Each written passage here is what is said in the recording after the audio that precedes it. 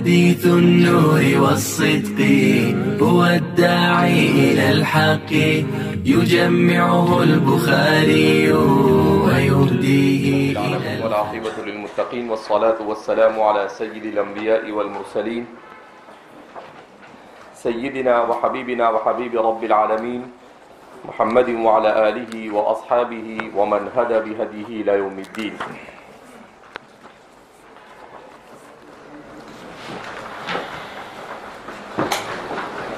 باب بدء الخلق کے تحت امیر المؤمنین فی الحدیث امام بخاری رحمہ اللہ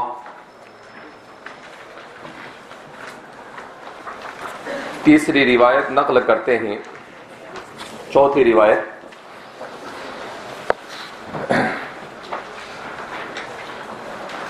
وبه قال حدثنا عبد الله بن أبي شيبة عن أبي أحمد عن سفيان عن أبي الزناد عن الأعرج عن أبي هريرة رضي الله عنه وعنهم أجمعين قال قال رسول الله صلى الله عليه وسلم قال الله عز وجل شتمني ابن آدم وما ينبغي له أن يشتمني ويكذبني وما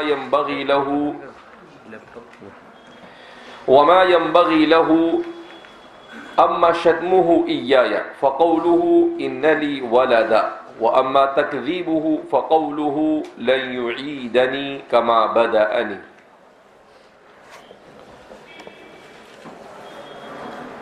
بدء خلق کے سلسلے میں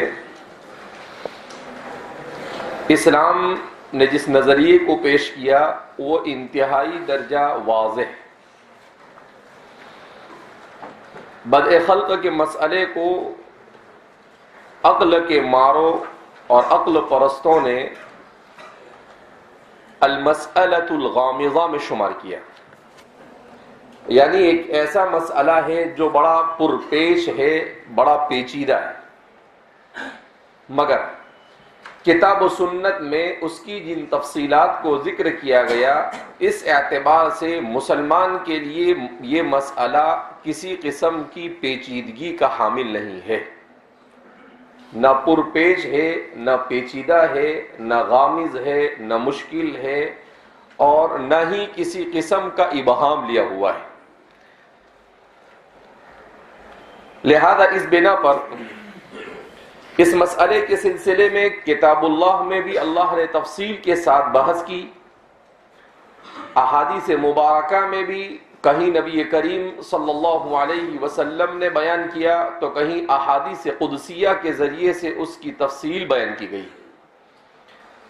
اس وقت جو حدیث ہمارے سامنے ہے اس حدیث کو حدیث قدسی کہا جاتا ہے. امیر المؤمنین فی الحدیث محمد بن اسماعیل البخاری رحمہ اللہ فرماتے ہیں حدثنا عبداللہ بن ابی شیبہ، مجھے بیان کیا عبداللہ بن ابی شیبہ نے. عبداللہ بن ابی شیبہ ان کا اصل نام ہے عبداللہ بن محمد بن ابی شیبہ، لیکن ان کے والد کا نام ذکر نہ کر کر یہ اپنے دادا کی طرف منسوب کرتے ہوئے ابن ابی شیبہ سے مشہور ہو گئے. اور ابو شیبہ کا نام بیان کیا جاتا ہے ابراہیم ابن عثمان العبسی الکوفی. تو ابو شیبہ یہ بھی اپنے اسی کنیت کے ساتھ مشہور ہو گئے، جبکہ ان کا نام یہ ابراہیم ابن عثمان العبسی الکوفی ہے. عن ابی احمد، وہ بیان کرتے ہیں ابو احمد سے. ابو احمد سے مراد کون ہے یہاں پر؟ محمد بن عبداللہ الازدی. محمد بن عبداللہ الازدی. عن سفیان، وہ ذکر کرتے ہیں حضرت سفیان ثوری سے. عن ابی الزنادی، وہ بیان کرتے ہیں ابو الزناد سے. تفصیل کے ساتھ ان لوگوں پر کلام گزر چکا ہے. ابو الزناد سے مراد عبداللہ بن ذکوان ہے. وہ بیان کرتے ہیں ابو الزناد سے عن الاعرج، اور وہ اعرج سے، اعرج سے مراد عبد الرحمن بن ہرمز، مشہور محدث ہے. ان پر بھی تفصیل سے کلام اس سے پہلے کتاب الایمان کی حدیث میں گزر چکا ہے. عن ابی ہریرہ رضی اللہ عنہ وعنہم اجمعین، راویۃ الاسلام سیدنا و سید المسلمین حضرت ابو ہریرہ رضی اللہ تعالی عنہ سے قال، وہ فرماتے ہیں قال رسول اللہ صلی اللہ علیہ وسلم، رسول اللہ صلی اللہ علیہ وسلم نے ارشاد فرمایا، قال اللہ عز وجل، اللہ نے فرمایا. یہ ہے حدیث قدسی. کس کو کہتے ہیں حدیث قدسی؟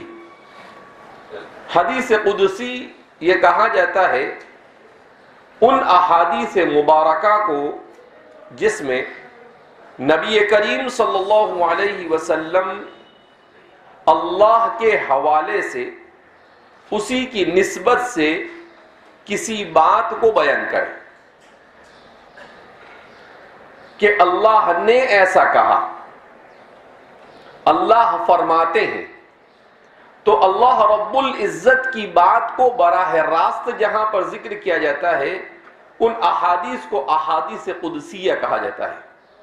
مستقل علم حدیث اور علوم الحدیث اور علم الحدیث بالروایہ کی ایک قسم ہے جس پر حضرات محدثین نے تفصیل کے ساتھ کام کیا ہے، اور بہت سارے لوگوں نے الاحادیث القدسیہ کے عنوان سے احادیث قدسیہ کو مستقلاً الگ الگ کتابوں میں جمع کیا ہے. تو یہ حدیث قدسی ہے. قال اللہ عز وجل، اللہ رب العزت نے ارشاد فرمایا، شتمنی ابن آدم. حدیث قدسی اور قرآن میں فرق کیا؟ ایک سوال پیدا ہوتا ہے کہ قرآن میں بھی اللہ براہ راست بیان کرتے ہیں اور حدیث قدسی میں بھی اللہ رب العزت کی بات کو براہ راست بیان کیا جاتا ہے. فَمَا الْفَرْقُ بَيْنَهُمَا، تو دونوں کے درمیان فرق کیا ہے؟ دونوں میں فرق یہ ہے کہ قرآن کریم میں الفاظ بھی اللہ کے ہوتے ہیں، معانی بھی اللہ کے ہوتے ہیں اور وہ متلو ہے. اور حدیث قدسی اس میں محدثین کی ایک جماعت کا کہنا یہ ہے کہ حدیث قدسی میں مفہوم، مراد اور معنی یہ اللہ کا ہوتا ہے، مگر الفاظ یہ رسول اللہ صلی اللہ علیہ وسلم کے ہوتے ہیں. تو یہ دونوں میں فرق ہوتا ہے. وہ متلو ہے، وہ جز قرآن ہے، قرآن میں جو مذکور ہے وہ، اور حدیث میں جو ہے وہ غیر متلو ہے، اس کی تلاوت نہیں کی جاتی ہے. نماز میں پڑھنے سے نماز درست ہوگی نہیں، قرآن کا قائم مقام وہ ہو سکتی نہیں. کیوں؟ اس لیے کہ قرآن کریم یہ متواتر ہے اور احادیث قدسیہ یہ متواترہ نہیں ہے. احادیث قدسیہ میں بھی کبھی خبر واحد سے ثابت ہوتی ہے، کبھی خبر متواتر سے کوئی حدیث قدسی ثابت ہوتی ہے. تو جیسے احاد دیگر احادیث مبارکہ ہے، اسی طریقے سے اس کا بھی حکم ہے. لہذا اس بنا پر اس کے پڑھنے سے کہ کوئی یہ سوچے کہ چلو آج نماز میں بجائے قل هو اللہ پڑھنے کے یہی پڑھ لے قال اللہ عز وجل شتمنی ابن آدم، یہ کہہ کر قرات کیا کر دے وے شروع کر دے وے، تو نماز صحیح ہوگی نہیں. کیوں؟ اس لیے کہ جزء قرآن کا ہونا ضروری ہے. تو یہ دونوں کے درمیان فرق پایا جاتا ہے. بعض حضرات کا یہ کہنا ہے کہ اس میں بھی اگرچہ الفاظ بھی اللہ کے ہوتے ہیں، البتہ یہ جزء قرآن نہیں، یہ رسول اللہ صلی اللہ علیہ وسلم کے فرامین ہی کا جز قرار دیا جائے گا. لیکن عام طور پر جمہور کا کہنا یہ ہے کہ اس میں الفاظ اللہ کے نہیں ہوتے ہیں، اس میں معانی اور مراد اللہ کے رسول صلی اللہ علیہ وسلم کے قلب اطہر پر اس کا القاء کیا جاتا ہے، اور پھر حضور اپنے الفاظ میں اللہ کے معانی اور مراد کیا کرتے ہیں؟ بیان کرتے ہیں. وما ينبغي له ان يشتمني، تو فرماتے ہیں اللہ رب العزت نے ارشاد فرمایا شتمنی ابن آدم، ابن آدم نے مجھے برا بھلا کہا. شتما اس کے معنی عربی زبان کے اندر میں آتے ہیں کسی کو برا بھلا کہنا. الشتم گالی دینا اس کے معنی میں بھی استعمال ہوتا ہے، اور مجازن اس کا استعمال برا بھلا کہنے کے معنی میں ہوتا ہے. وما ينبغي له ان يشتمني، بعض حضرات کہتے ہیں کہ شتما کے معنی آتے ہیں کسی کو کسی کے روبرو ذلیل کرنا، یہ اس کے اصل معنی. ولا تشمت بی الاعداء، کہ اے اللہ تو مجھے اپنے دشمنوں کے سامنے رسوا نہ کر. تو اس لیے فرماتے ہیں کہ اس کے اصل معنی تو یہی آتے ہیں کہ دوسروں کے سامنے رسوا کرنا. اب ظاہر سی بات ہے جب کوئی کسی کو گالی دے گا، برا بھلا کہے گا 10 آدمی کے بیچ میں، تو اس آدمی کو برا لگتا ہی ہے کہ بھئی 10 آدمی کے بیچ اس نے مجھے کیا کر دیا، گالی دی، تو وہ ذلیل اور رسوا ہوتا ہی ہے. تو اس وجہ سے یہ گالی کے لیے اور اس کسی کے سلسلے میں برے الفاظ کو استعمال کرنے کے لیے اس کا استعمال ہونے لگا. تو فرماتے ہیں شتمنی ابن آدم، کہ ابن آدم نے مجھے برا بھلا کہا. وما ينبغي له ان يشتمني، جبکہ اس کے لیے مناسب نہیں تھا، اس کے لیے جائز نہیں تھا کہ وہ مجھے برا بھلا کہے. اس لیے کہ خالق اور مالک کو کون برا بھلا کہے؟ جب ماں باپ کو برا بھلا کہنا جائز نہیں، حقوق الوالدین جائز نہیں ہے، جو صرف اسباب ظاہریہ ہے ہمارے دنیا میں آنے کے لیے، تو اللہ رب العزت تو سبب حقیقی ہے کہ اس نے تو ہر چیز کو وجود بخشا ہے، تو اسے تو بدرجہ اولا ذرہ برابر بھی اس کے سارے بارے میں برا بولنا تو بہت دور کی بات، برا سوچا بھی جا سکتا نہیں ہے. تو فرماتے ہیں کہ اللہ فرماتے ہیں کہ مجھے برا بھلا کہا. وما ينبغي له ان يشتمني، جبکہ اس کے لیے مناسب نہیں تھا، اس کے لیے جائز نہیں تھا کہ وہ مجھے برا بھلا کہے.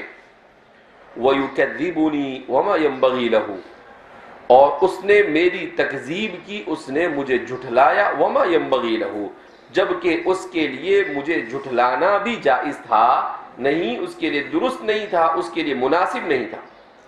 اب سوال پیدا ہوتا ہے کہ ایسا تو کون ہوگا جو اللہ کو برا بھلا کہے؟ ایسا تو کون ہوگا جو اللہ کی بات کی تکذیب کرے؟ تو خود اللہ رب العزت ہی نے حدیث قدسی میں فرمایا اما شتمہ ایایا، اس کا بہرحال اس کا مجھے برا بھلا کہنا، فقولہ ان لی ولدا، تو یہ کہ وہ میرے بارے میں کہے کہ میرے لیے اولاد ہے. یعنی اللہ رب العزت کے لیے اولاد کو ثابت کرنا. وقالت الیہود عزیر ابن اللہ وقالت النصارى المسیح ابن اللہ.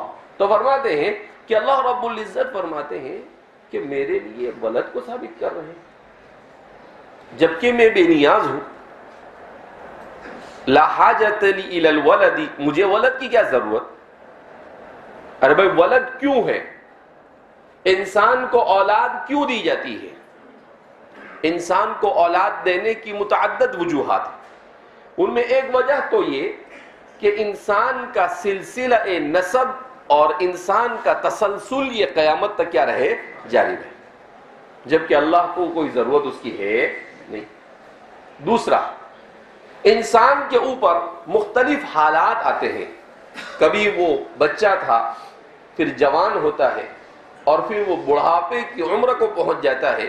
تو اس موقع پر اس کو کسی مساند کی ضرورت ہوتی ہے، کسی سہارے کی ضرورت ہوتی ہے. تو یہ ولد اس کے لیے کیا بن جاتا ہے، سہارا بن جاتا ہے. جبکہ اللہ کی ذات یہ حادث نہیں، یہ قدیم ہے. اس کے اوپر کوئی طفولیت یا اس پر کسی قسم کی جوانی یا اس پر کسی قسم کے بڑھاپے کا کوئی سوال پیدا نہیں ہوتا ہے. جب نہیں ہے تو ظاہر سی بات ہے کہ اسے کسی مساند کی ضرورت نہیں ہے. انسان کو ضرورت ہوتی ہے اپنے لیے اولاد کی. کیوں؟ اس لیے ضرورت ہوتی ہے کہ اس کے بہت سارے کاموں کو وہ انجام نہیں دے سکتا ہے، تو وہ اولاد اس کے لیے ہاتھ بٹائے. جبکہ اللہ کی ذات ایسے قادر مطلق ہے کہ اس کو اپنے کام میں ہاتھ بٹانے کے لیے کسی کی ضرورت ہے نہیں. اب جب یہ صورتحال ہے تو ظاہر سی بات ہے اللہ کے لیے ولد کیسا، مگر اس کے باوجود وہ میرے لیے ولد کو ثابت کر رہا ہے. اور میرے لیے اس کا ولد کو ثابت کرنا دراصل اس کا میری شان میں گستاخی کرنا ہے.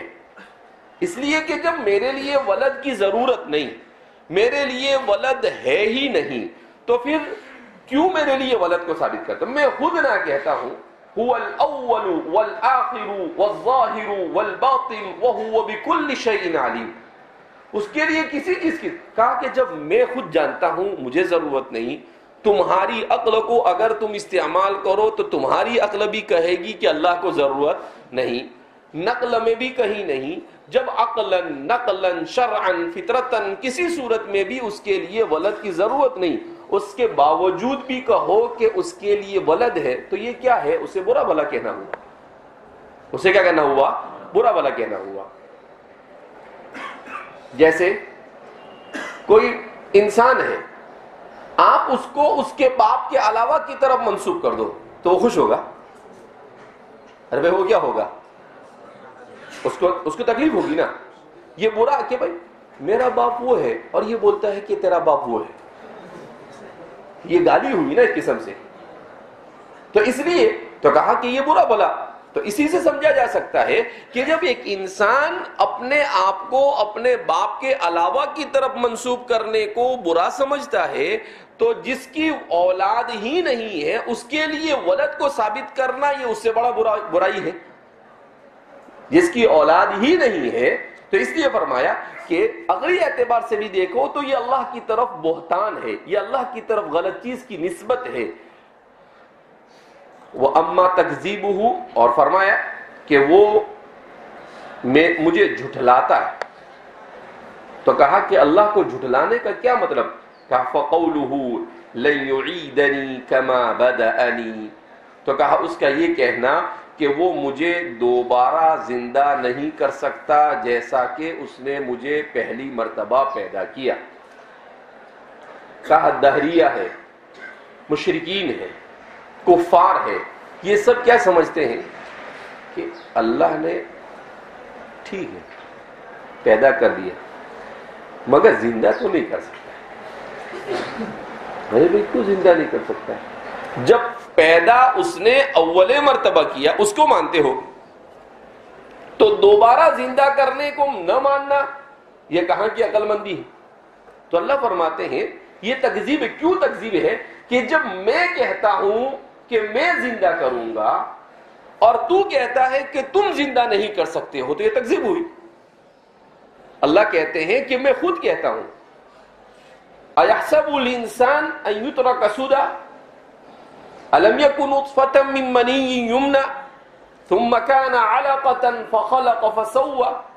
تو اللہ فرماتے ہیں کہ بھائی ہم جب خود کہہ رہے ہیں کہ ہم پیدا کریں, کہ اللہ فرماتے ہیں کہ ہم نے تم کو کس سے بنایا؟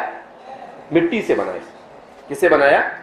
منہا خلقناکم وفیہا نعیدکم ومنہا نخرجکم تارۃ اخری, کہ ہم دوبارہ تم کو وہیں سے اٹھائیں گے مٹی سے. اللہ کے لیے کوئی بعید نہیں. سورہ یاسین میں اللہ کے رسول صلی اللہ علیہ وسلم کے پاس آئے, وہ بوسیدہ ہڈیاں لے کر مردوں کی, اور بوسیدہ ہڈی لا کر یوں کہتے ایحیی العظام وہی رمیم. کہا کہ دیکھو یہ پاؤڈر بن جا رہی ہے, یہ ہڈی کیا بن جاتی ہے؟ پاؤڈر. یہ بوسیدہ ہڈی ہے. وہی رمیم ایحیی العظام, کیا اللہ اس میں سے زندہ کرے گا؟ یعنی وہ محال سمجھ رہے تھے, اسے غیر محال کو محال سمجھ رہے تھے, یعنی اپنے عقل سے پیدل ہونا ثابت کر رہے تھے. تو اللہ اسی کو فرما رہے کہ بھئی میرے لیے کوئی مشکل نہیں. وہ جب اس نے بغیر وجود کے وجود بخش دیا تو, لیکن پھر بھی بس انسان خواہ اس پر دلائل پیش کرتا ہے, کتاباں کی کتاباں لکھتا ہے. بولے انسان زندہ ہو سکتا, ٹھیک ہے نہیں مانتا ہے ابھی. جب زندہ ہوگا اور فرشتوں کی طرف سے ضرب یضرب کیا ہوگا شروع ہوگا, تب دماغ کیا ہوگا ٹھکانا ہے کہ اچھا زندہ ہو کے کیا ہوا ہوں, آ گیا ہوں. تو اس لیے کہا اس وقت اس تکذیب کا خمیازہ بھگتنا پڑے, اس سے بہتر یہ ہے کہ یہاں پر سیدھا سیدھا کیا کر لے وے, سلنڈر ہو جاوے, اور یہاں پر مان لے وے کہ بھئی ہاں اے اللہ جیسے تو نے مجھے اول مرتبہ پیدا کیا ایسے ہی دوبارہ بھی کیا کر سکتا ہے, زندہ کر سکتا ہے. تو فرماتے ہیں اس حدیث پاک میں اللہ رب العزت نے بندوں کی شکایت کی, کافروں مشرکوں کی شکایت کی کہ وہ اللہ رب العزت کے بارے میں اس طرح کی باتیں کیوں کرتے ہیں, جبکہ وحی کی صورت میں انسان کو یہ ساری کے ساری چیزیں کیا کر دی گئی ہے, بیان کر دی گئی ہے. حضرت عبداللہ بن عمر رضی اللہ تعالیٰ عنہ, حضرت مغیرہ بن شعبہ رضی اللہ تعالیٰ عنہ فرماتے ہیں خود حضرت عمر رضی اللہ تعالیٰ عنہ کی بھی ایک روایت ہے، جو یہ پچھلی روایت گزری اس سے ملتی جلتی ان لوگوں سے بھی روایت ہے، امام ترمذی نے جس کو بیان کیا ہے وہ فی الباب کہہ کر، کہ ایک دن اللہ کے رسول صلی اللہ علیہ وسلم کھڑے ہوئے، فجر کی نماز پڑھی اور آپ صلی اللہ علیہ وسلم نے خطاب کرنا شروع کیا. تو کہا کائنات کو اللہ نے کیسے بنایا، اس سے آغاز کیا. حضور خطاب کرتے رہے یہاں تک کہ ظہر کی نماز کا وقت ہو گیا. ترمذی شریف میں روایت ہے ظہر کی نماز کا وقت، فصلینا الظہر خلفہ، آپ صلی اللہ علیہ وسلم کے پیچھے ہم نے ظہر کی نماز پڑھی. نماز کے بعد پھر کھڑے ہوئے آپ، فبدأ، اور جہاں سے آپ نے چھوڑا تھا وہاں سے بیان کرنا کیا شروع کیا. حتی دخل وقت العصر، یہاں تک کہ عصر کا وقت کیا ہوا، داخل ہوا. اور آپ مسلسل بیان کرتے رہے یہاں تک کہ عصر کی نماز کا وقت ہوا. فصلینا، پھر ہم نے حضور کے پیچھے نماز پڑھی، پھر عصر کی نماز پڑھ کے آپ کھڑے ہوئے اور آپ نے پھر بیان کرنا شروع کیا یہاں تک کہ مغرب کا وقت ہو گیا. اور آپ صلی اللہ علیہ وسلم نے بدء خلق سے لے کر دخول جنت اور نار تک کی تمام تفصیلات ہمیں بیان کر دی.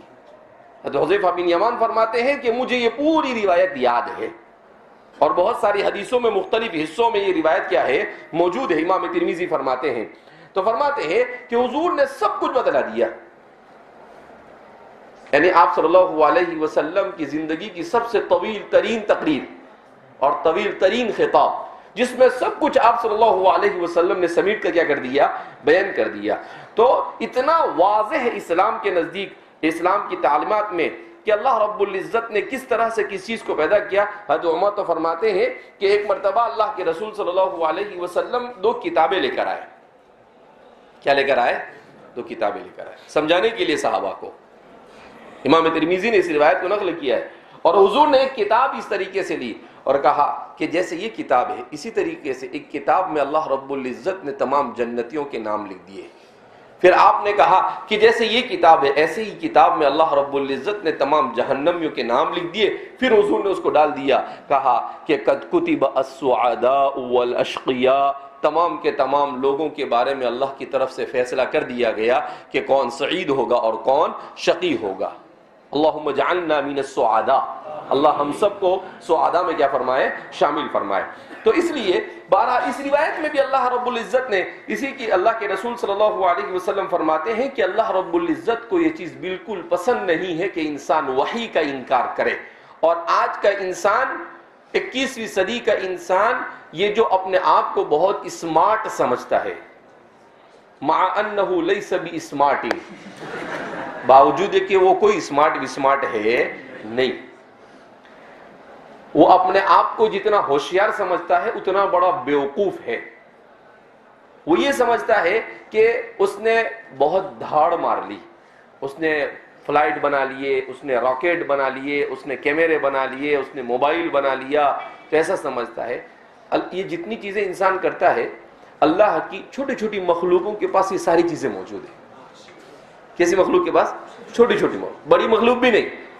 اللہ انسان کو سکھانے کے لیے کہ خامخواہ ہوشیاری مت مار، چٹی کے پاس جا کر دیکھ لے وہ کیا کرتی ہے، تیرے سے بڑی سائنسداں ہے وہ. شہد کی مکھی کے پاس جا کر دیکھ لے کیا ہے، لیبورٹری سب اس کے پاس پایا جاتا ہے. کیا ہوتا ہے؟ سب پایا جاتا ہے اس کے پاس. حکومت کا نظام بھی اس کے پاس پایا جاتا ہے.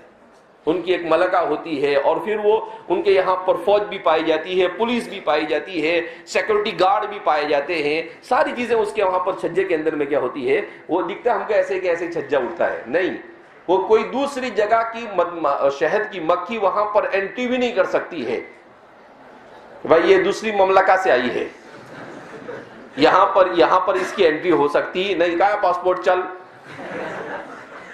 تو یہ ساری چیزیں چھوٹی چھوٹی مخلوقوں کے پاس اللہ نے رکھ کر انسان کو یہ سکھا. اور اللہ کا عجیب نظام ہے کہ یہ چیزیں انسان کو پہلے معلوم نہیں تھی. جتنا انسان آگے بڑھ رہا انسان کو پتا چل رہا، یعنی انسان جتنا اپنے آپ کو ہوشیار سمجھنے کی کوشش کر رہا ہے، اللہ کی مخلوق کی معلومات کے ذریعے سے اللہ اتنا ہی زیادہ اس کو سمجھانے کی کوشش کر رہا ہے. سمجھا تیرے سے زیادہ ہوشیار یہ، لیکن اس انداز میں انسان اسے سمجھے تو.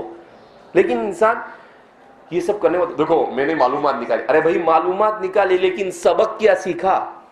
تو نے کیا سیکھا؟ صرف معلومات، انفارمیشن، نتھنگ. صرف معلومات کیا معنی رکھتی ہے؟ معلومات کے حاصل کرنے سے کچھ ہوتا نہیں. اب ہدہد ہے، پرندہ ہے، چھوٹو سو پرندہ ہے، لیکن انسان کو بورنگ کے لیے کیا کیا جتن کرنے پڑتے ہیں. وہ آتا ہے اور اندر میں دیکھ لیتا ہے کہ پانی کتنی دوری پہ اور بتا دیتا ہے. حضرت سلیمان علیہ السلام کی فوج کے اندر میں ہدہد کا کو ساتھ میں رہتا تھا، اس لیے کہ بڑی لوگ بہت زیادہ ساتھ میں رہتے تھے. جنات بھی پانی کی کبھی بھی ضرورت پڑ بلاؤ ہدہد کو، اسی لیے تو وہاں پر پانی کی ضرورت پڑی تو کہاں غائب ہو گئے، کہاں گیا یہ، حاضری ہو اس کی. لو عذبنہ عذابا شدیدا او لذبحنہ او لیاتینی بسلطان مبین. کہا ایسے نہیں چلے گا، کوئی معقول عذر ہونا چاہیے ورنہ اچھے سے پٹائی ہوگی اس کی. بلکہ اس کو اذبحنہ، میں اسے کیا کر دوں گا، ذبح کر دوں گا. کہ سمجھ میں نہیں آتا اتنے سارے لوگوں کی جان خطرے میں ہے، پانی چاہیے یہاں پر، اور حضرت غائب ہو گئے. تو یہ چھوٹا سا پرندہ، لیکن اس کو اللہ نے ایسا ملکہ عطا فرمایا کہ وہ دیکھ لیتا ہے کہاں پانی ہے اور کتنی گہرائی میں پانی ہے، اور پھر وہ وہاں جا کر بتلاتا ہے کہ یہاں پر کھودیے تو آسانی کے ساتھ آپ پانی تک کیا ہو سکتے ہیں، پہنچ سکتے ہیں.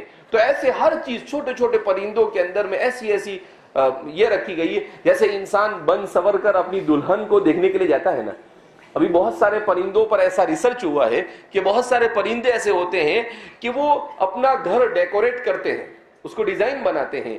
دلہن آ کر اس کو دیکھتی ہے، یعنی اس کی مؤنث جو ہوتی ہے، جس کا اس کو پسند آتا ہے اس کے ساتھ وہ نباہ کر لیتی ہے اور شادی کر لیتی ہے. یہ یعنی ایسی بکواس بات نہیں کر رہا ہوں، باقاعدہ ویڈیو بنا کر سائنسدانوں نے اس بات کو بیان کیا ہے کہ ایسا ہوتا ہے.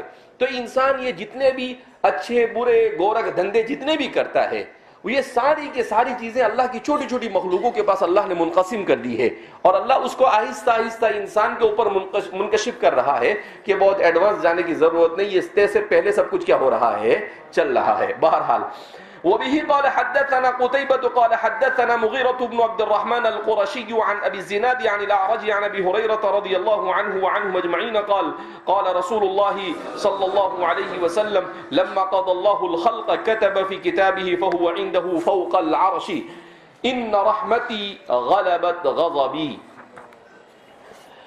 حضرت قتيبة متعدد مرتبہ اس سے پہلے ان کا ذکر ہو چکا ہے. امام بخاری کے مشہور اساتذہ میں سے ہیں اور اپنے زمانے کے امراء المؤمنین فی الحدیث میں ان کا شمار ہوتا ہے. شیخ عبد الفتاح ابو غدہ نے مستقل ایک کتاب لکھی ہے امراء المؤمنین فی الحدیث.